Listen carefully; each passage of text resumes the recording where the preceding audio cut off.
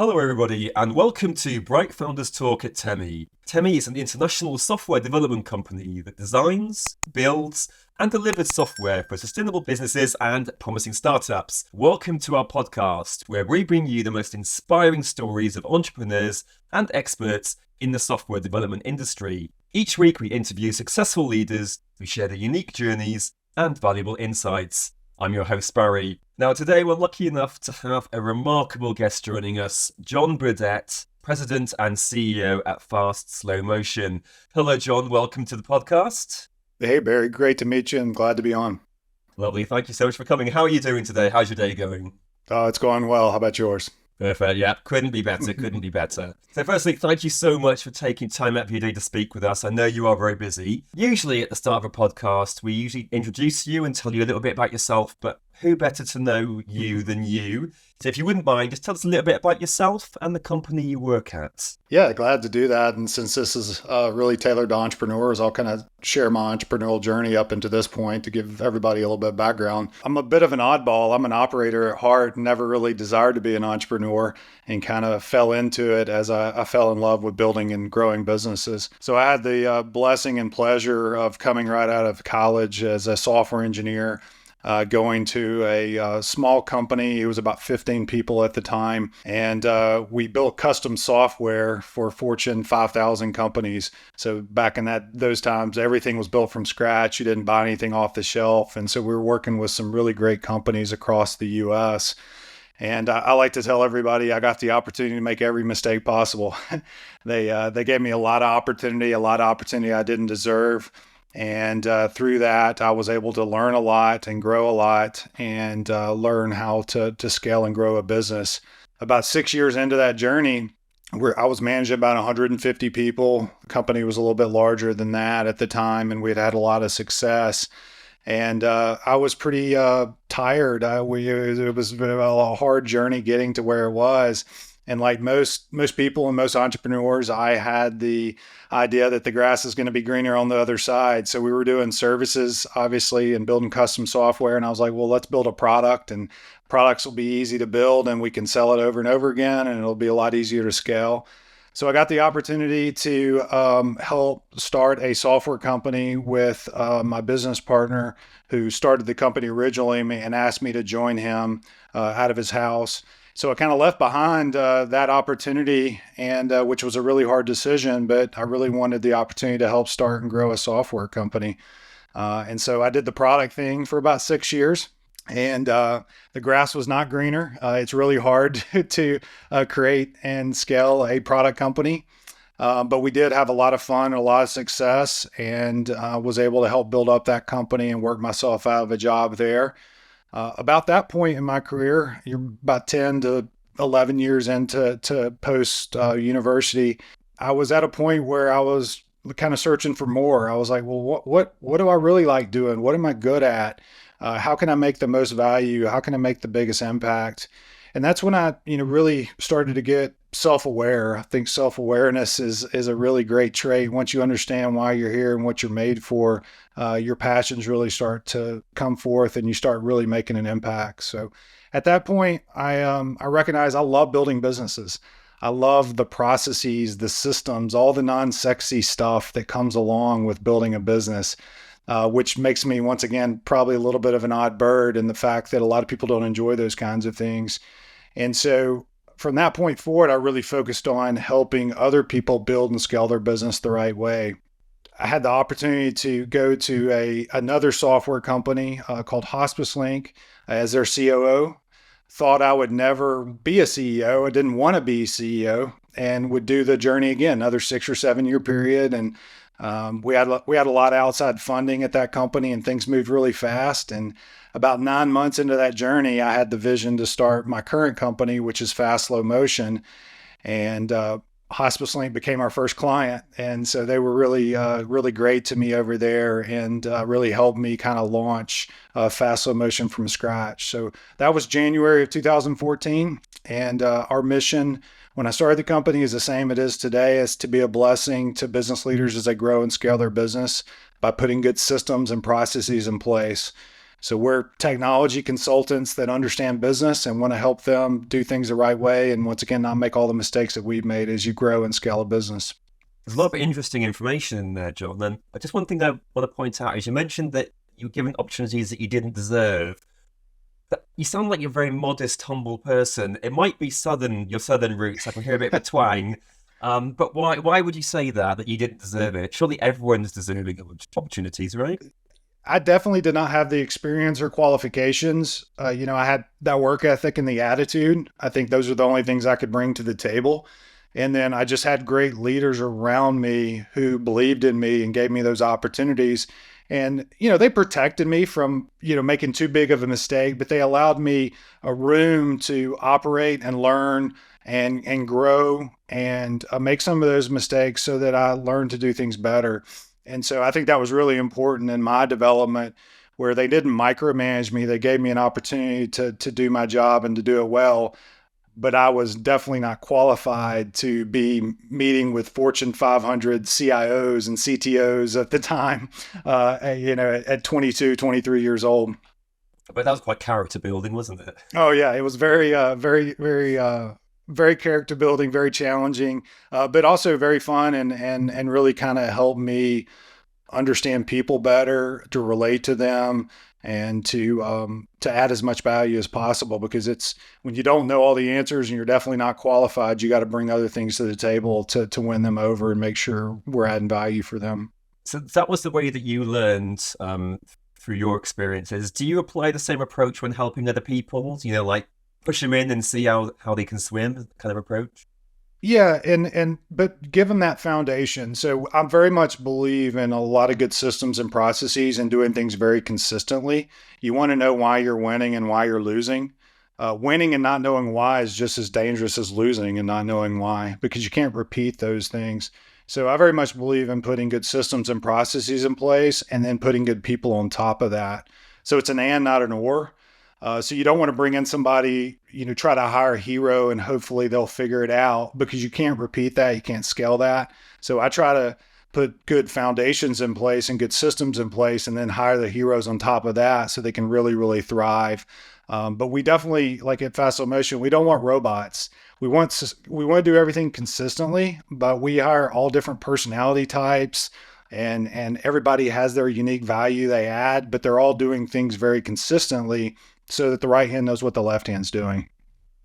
So it's a really interesting story that you've kind of demonstrated there. In terms of like influences, how important would you say networking is, especially like in your own personal experience, but also in entrepreneurship in general? Yeah, I think it's very important. Pick your friends wisely. You're going to become like your friends. You're going to become like your mentors. And so I would always recommend doing that very wisely, and don't just follow anybody, because even if you think you're going to be influencing them, they're probably going to be influencing you more than you're influencing them. And especially early in your career. So finding the right type of entrepreneurs and business leaders that align to your core values and do things well so that you can learn from their mistakes, and they can also mentor you and you can take advice from them. But not all mentors are created equal there. So I would say you want to be picky about it and do your own research and network with those people and meet a lot of people, then help them get, you can help each other get to where you want to go through that process. So what kind of qualities would a good mentor have? And you Yeah. can use yourself as an example if you want to. Yeah, I think high character integrity is a non-negotiable for me. It's not just about making money. There's some really great entrepreneurs out there, and their main goal is to make a lot of money, and there's a wake of destruction left behind them. And I'm not judging those types of people. They're very talented. You can learn a lot from them. It's just I don't want to be that person. I don't want to be on my deathbed with all those regrets, and because all that money's not going to matter if there's nobody there with you, and especially the people that you care about. So I think it's an and. Once again, I believe in ands, not ors.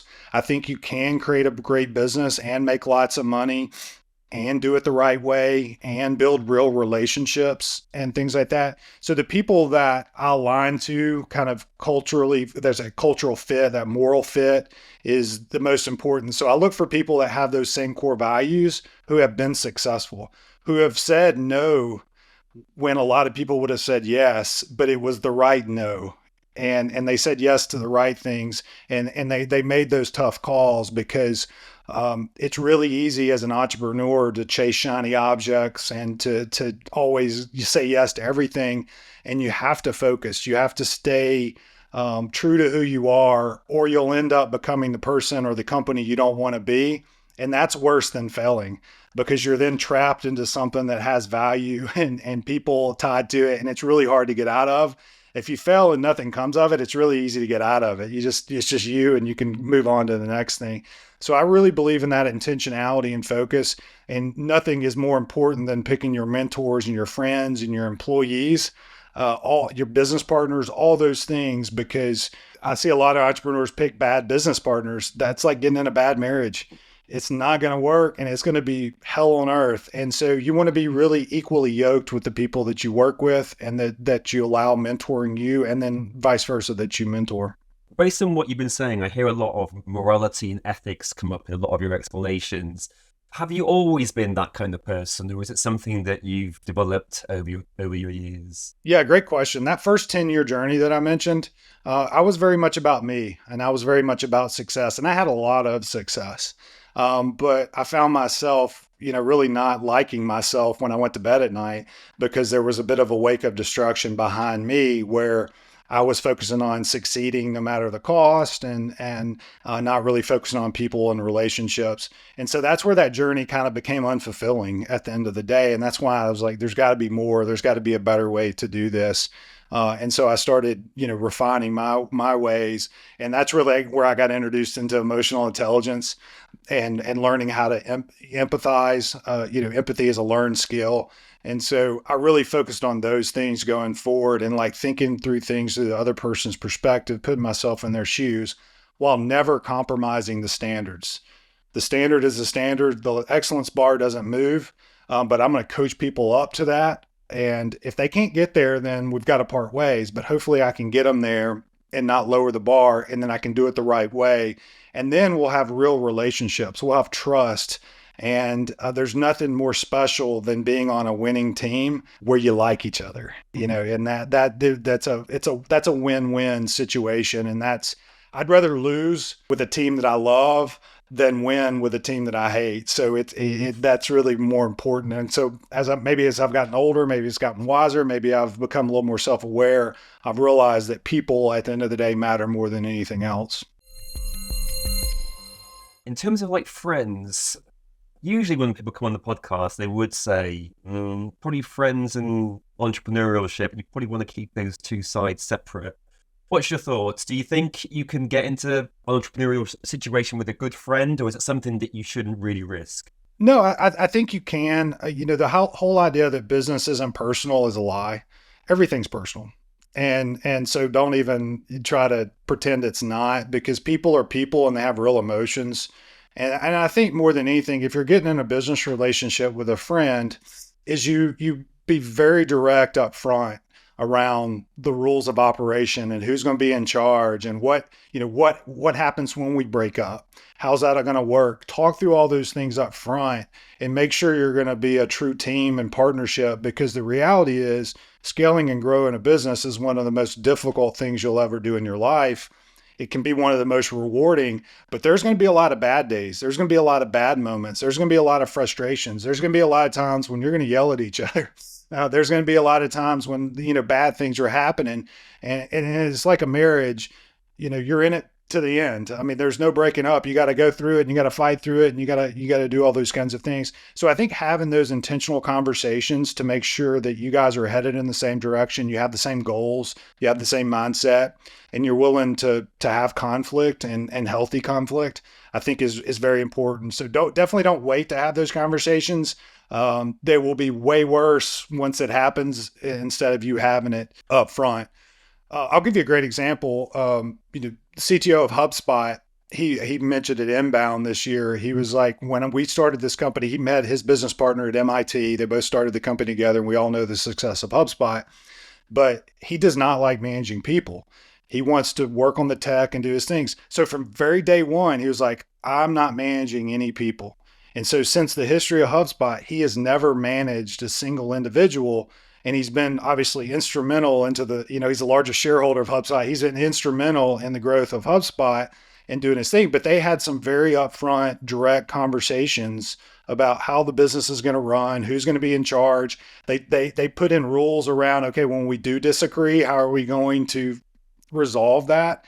So they pre-decided how they were going to make those decisions before they occurred. And I think that's some of the wisest advice you can have if you're going into a business with a partner and starting a business like that.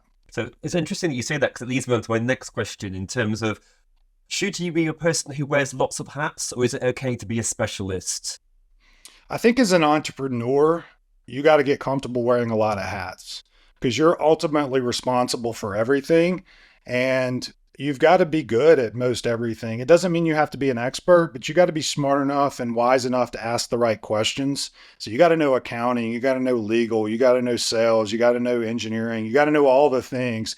Now, you're going to have your specialty and you're going to have your safe spot where you're the best at, or you're going to be really good at, but you can't neglect those other things.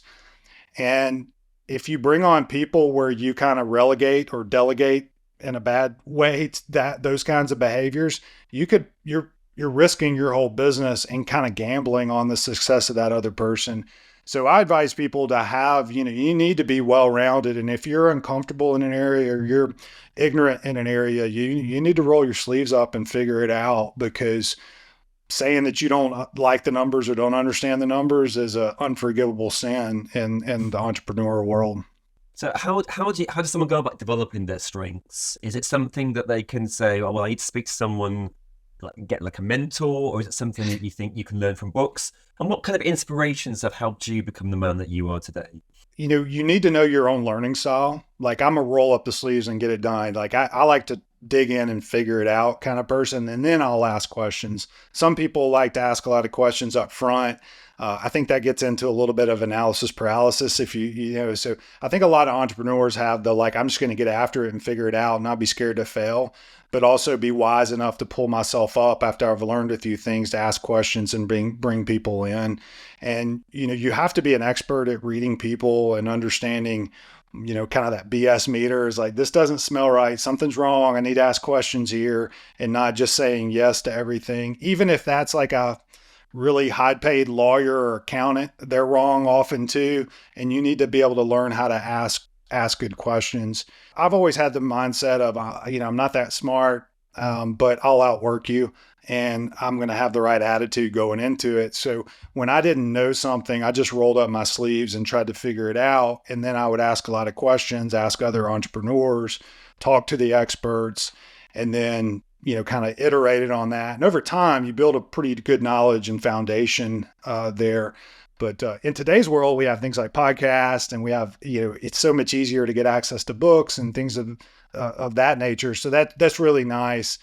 So I try to, focus on the leaders and the mentors that are out there that I admire, and I, listen to their podcasts and listen to what they're saying. Hopefully people that are ahead of me in the journey, that I can hopefully not run, the same red lights they ran, and they can prevent me from making some mistakes, just like, I'm hopeful to do that to other people. So you mentioned other inspirations. Is there anyone out there now who you'd like to swap maybe a day with and run their company and they run yours? And if so, who would it be? Wow, that's a good question. It's actually not a company. It's actually a minister, Craig Groeschel. He's a great leader. He's written multiple New York Times bestsellers, and he's one of the leadership gurus in the world right now. And so I admire the way he does things. I admire, he's one of the most high performing individuals in the world, and he has a performance coach. He has somebody that he's continuing, he's constantly learning new skills like jujitsu and things of that, like that, so that he can constantly grow and get better. And this is a guy on paper who has made it. He runs the largest church in the world. And so people like that, is really who I really admire, because I'm one of those people that get bored easily. And I always want to be learning. And that's why I like to grow. That's why I like to grow companies, is because it's never boring on that. And so I admire people that are doing that, but also doing it the right way. So they have a meaningful family life. They have relationships with their spouse and kids. They have real friends. They're not sacrificing all those other important things in life to be successful. I think those are the most admirable people out there that I look up to and I want to model, because I don't want to wake up one day and create a really successful company and sacrifice my family. I want to have both. I want to have, my kids love me and want to hang out with me, and my employees do too. I want both of those to occur. John, you're always leading me nicely onto the next question. So the next question is relating to work-life balance. So you mentioned your family and how important a role they play. What kind of things do you do to wind down and have time for you? And is it important to have work-life balance? And can you have work-life balance as a CEO? You can, and I don't think there ever is a balance. Nothing's ever in balance, but I think you can have a successful career and a successful family and stay healthy. Once again, the power of the and there, I think, is really important, but you got to be very intentional about it, because you're saying no to things all the time. You're saying no to things at work. You're saying no to things with your family. You're saying no to your exercise or your diet or whatever other things are important to you. But you're hopefully being intentional about where you're going and what you're doing, so that when you do say no to those things, they understand, or it was the right no because you needed to focus on the other area. So I've learned that lesson the hard way. And I think a lot of business people learn that lesson the hard way. They get in their mid 40s, mid 50s, and suddenly their family's gone and they've got all this money and nobody likes them and all this kind of stuff. And I don't think anybody really wants that and desires that.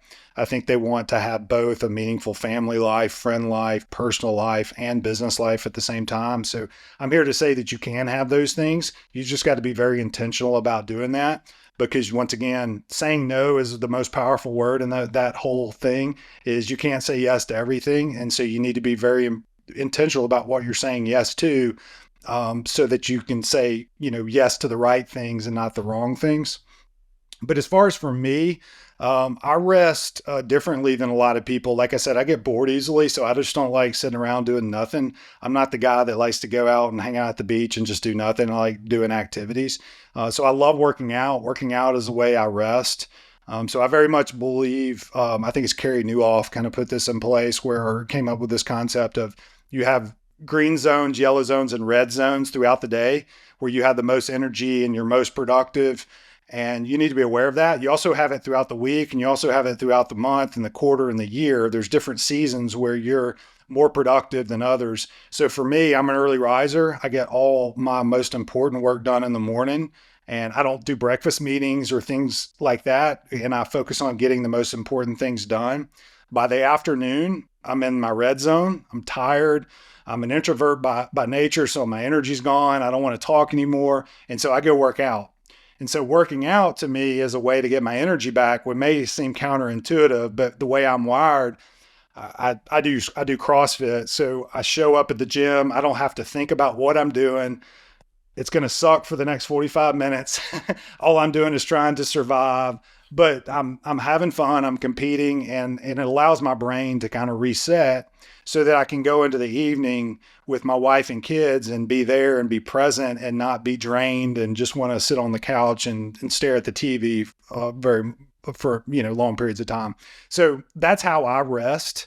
And the other thing I do, like on a longer term scale, I travel a ton. I love to travel and see the world, and that's another way I kind of get energy back. I see other people. I see how people in Africa work and live. I could see in Asia and all these different places. And that gives me a lot of energy and gets me kind of outside of, where I live and what I'm doing on a day-to-day basis. So if, a bigger stretch, that's a really a big hobby for me to travel a lot and see the world. So we have learned quite a lot about you now, and it's been really interesting to hear that. Focusing on company just for a second, what is it that Fast Slow Motion actually does? Yeah, so we help small businesses become big businesses is what we do. So we help them professionalize their business. As I mentioned before, I'm a bit of an odd bird in the entrepreneurial system where I like those kinds of things. Most entrepreneurs are more visionary. They love selling and growing and sharing their vision and getting it off the ground. And you have to be a hero, in my opinion, to get a business started. I mean, you can't engineer it out perfect before you get it going. You got to sell it. You got to get cash coming in. You got to figure it all out. But once you do have a real business, I call it, you got to the I made it level. Now you have real customers, real revenue, real employees, real problems. And it's something you would, not want to lose. That's a real business. And to get it to the next level, you have to professionalize it. So you got to put good systems and processes in place. You got to put good technology in place. And so we're that gap that comes in and says, okay, here's the systems you need to put in place. Here's your sales process. Here's your account management process. Here's your customer onboarding process. And then, by the way, we'll get that implemented for you in technology, because a lot of times technology scares people, and we can make that happen. And then we just iterate with them and hopefully come alongside our clients long term to help them grow and scale, because we bring that C-level advice that they need, as well as that technical advice that they need, as well as that life coach, as well as that business coach, all packaged into one. So that's what we do that's our mission. That's what we're about. That's why we do what we do. Practically, if you want it really simple, we implement Salesforce and HubSpot. So we use those two platforms to accomplish that mission, because they are very flexible platforms that can do all the non-sexy stuff in the business, from the CRM to most of the ERP related things, the account management, onboarding, HR, all those kinds of things. Are you always in the growth stage with your company, or do you ever have periods where you're going to stabilize? I see the nod. I thought I was right. Yeah. We believe in healthy growth. So we've grown dramatically. We've been organic growth for the last 10 years. We did one small acquisition, which was very successful, but for the most part, all organic growth and fairly substantial growth year over year since we started the company, which is a huge blessing. We believe in healthy growth, and healthy growth to me means we maintain good financial margins, because I think financial margins allows you flexibility to make mistakes and make wise decisions, so you don't have to say yes to everything. So we don't sacrifice. Now, our margins are compressed as we're growing, but we're not going to sacrifice profitability just for the sake of growth. So the company needs to remain healthy. So we look at it from the company lens. We also look at it from the employee lens. Our employees should be enjoying the journey. Doesn't mean every day's great. Doesn't mean, everything's rosy, but overall they're enjoying the journey. They like what they're doing. They're making a difference. They're making good money. Those things are fun to them, right? And so we're not going to sacrifice, our employee happiness and health for growth. And then the third thing is our clients. Client happiness in our world is non-negotiable. So if clients aren't happy, nothing else matters. And so we want to make sure we're keeping clients happy as we're making money and keeping our employees healthy. So as long as those three things stay true, we're going to be aggressive about growing, because we want to make a bigger impact. We want to create opportunities to promote our people. We want to serve more clients and do more things. And so over the last 10 years, we've had that opportunity. There's obviously been times where we've had to call it minor timeout and say, oh, that's not working. Well, let's iterate another way or pivot a little bit, because this isn't working. But I always believe in growing the right way, and not just, a lot of people just grow for the sake of growth, and we're trying to grow the right way. But growth is a good thing in the fact that it ferrets out complacency. It's hard to be comfortable when you're growing, and success can be a really, really dangerous thing. And so if you start believing you have it all figured out, if you start, thinking everything's awesome because you're awesome, you're in trouble. And so, we kind of counteract that success with, well, let's keep going. Let's keep growing. And growing means change. Growing means being uncomfortable. Growing means pushing ourselves. And so those things are all very exciting to me, as you can probably tell, but that's kind of how I lead our company and kind of how we think about growth.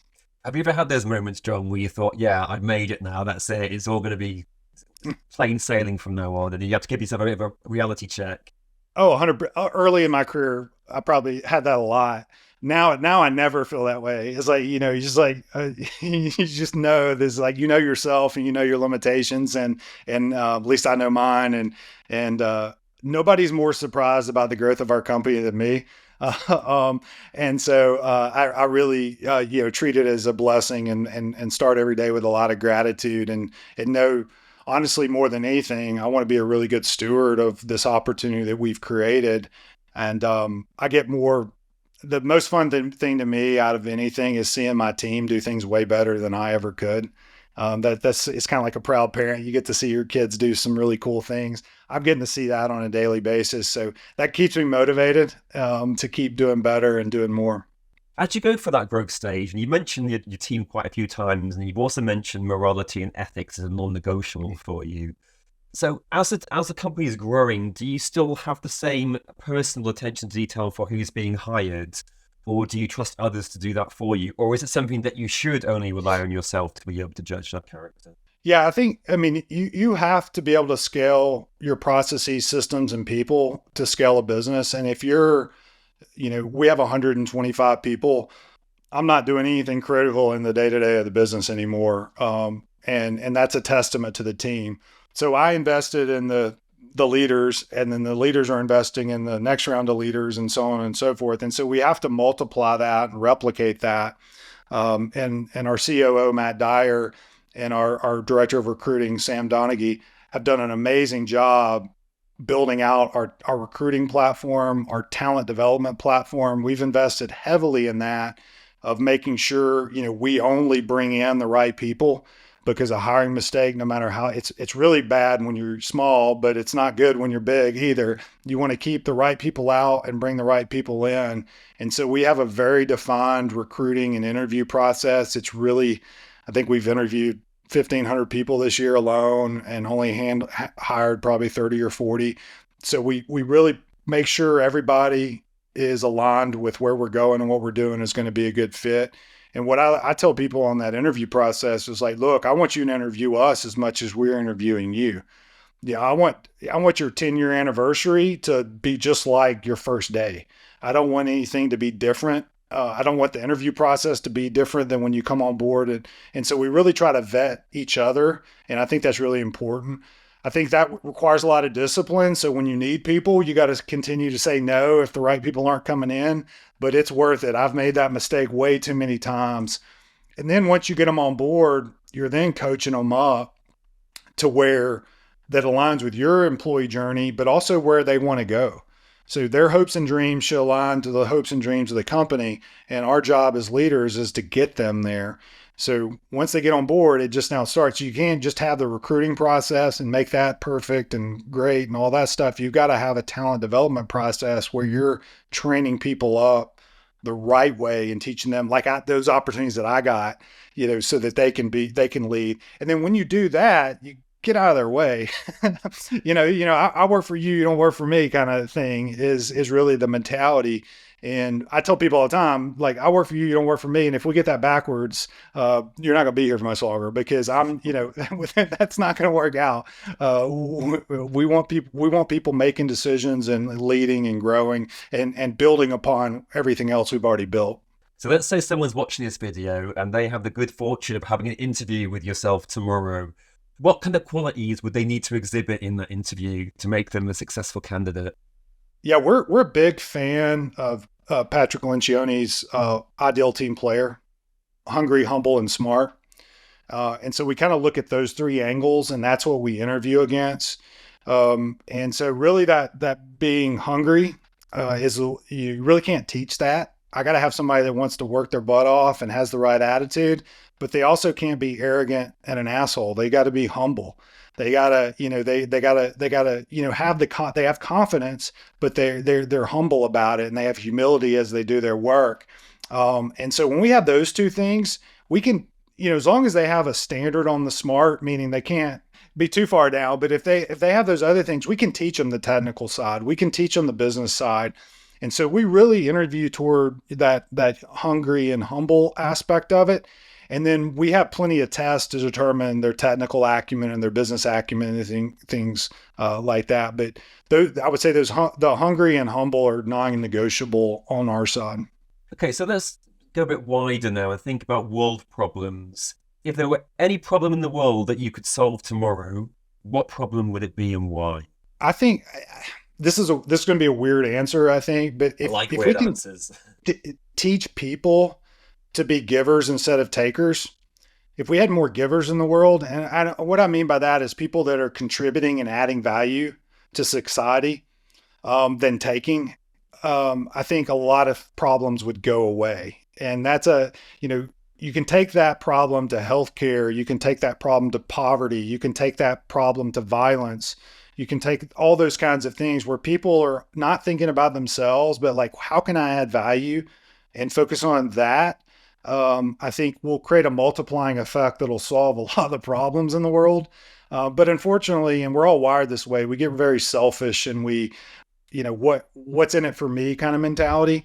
And it needs to be backwards. And if I could change one thing, it's really that attitude or that mind. It's a mindset thing. It's a behavioral thing, and not necessarily a problem thing. I think the problem is a symptom of the behavioral mindset problems that we have as humans. Great answer. Thank you very much for sharing that with us. So before we are coming towards the end, so there are like a couple of questions that I usually say towards the end. So what would you say has been your greatest success? And it can be as cheesy as you like, John. Spare us no cheddar. Yeah, I think I've already said it. To be honest with you, it's seeing my team do things better than I ever could and I ever dreamed. I never dreamed this big. That I thought the company. I didn't know if the company would scale. And finding people that wanted to join the journey and then seeing them do things way better. There's no better. There's no amount of money. There's no award you can give me. Seeing that on a day-to-day basis and seeing them enjoy the journey of work and enjoy the journey of life at the same time is gold. So yeah, I would say that. And conversely, what would you say your not necessarily biggest failure, but maybe the hardest challenge that you've had to overcome? Yeah, I think it's making that it was learning to be empathetic and learning to say, okay, the standard's here and it doesn't change, and balancing that with how do I coach somebody up to exceed that standard and not just say, sorry, you don't cut it. Good luck. Go find it somewhere else. But that getting people to get to there is hard. There's nothing easy about it. And what I've really found through that is you have to manage the individual. Every person's unique. You don't change the standard for the individual because that's not fair to them. It's not fair to the people that have hit the standard or, adhere to the standard. And so you want to coach them up. And so different people, learning how you relate to other people and how they receive information. I'm an engineer at heart. I want to make that a system and a process, and it's not. It's messy. It's people. And so really understanding the individual and how I can get that individual to where they want to go. Man, I've messed that up a lot, and that's been really difficult over the years. Another great answer. You've shared some gold. It's always hard to admit the mistakes. It's always hard to admit that you're not perfect, but I think it's nice that you can acknowledge that. So the final question that I always ask is, let's imagine that someone here is watching and they want to be an entrepreneur, they want to go out and make it big, but they're just something about it's holding themselves back. Maybe now's not the right time, whatever the reason. What advice would you give to that person? Well, if they're feeling that calling and they have that passion and they're willing to put in the work and all the things that come along with it, you got to do it. I mean, you got to take any excuse out of the equation. I'm not a big fan of quit your job and go all in. I think you can work nights and start figuring it out and start understanding what the gaps are. And then that kind of de-risk it. I don't see entrepreneurship really as a risky thing. You're betting on yourself, and I'd much rather bet on myself than some big corporation and hoping they get it right and me just, following along them. So I think betting on yourself, trusting who you are, and then making wise decisions to get where you want to go, meaning put gates in place so you fail fast. It's much better to fail fast than to waste 5 to 10 years of your life pursuing something that's never going to work. And I think there's always an answer to that. And so your job is really kind of, okay, what is the roadblock? What am I scared of? And then, because entrepreneur, I mean, if I see a wall, I'm gonna run through it, or I'm gonna jump over it, or I'm gonna do something to get around it. And that's what entrepreneurs do. And if you can't get yourself out of the gate to get to that, maybe entrepreneurship isn't the right thing for you. But you just got to do it, is the short answer to that. That's some gold there, John. Thank you very much for sharing that with us. So I want to thank you again so much for taking the time to talk with us today. It's been an absolute pleasure talking with you. Oh, thank you so much for having me. It's an honor and a pleasure. And if I can help anybody, once again, not make some of the mistakes I've made, this is well worth it. Lovely. That was John Burdett, President and CEO at Fast Slow Motion.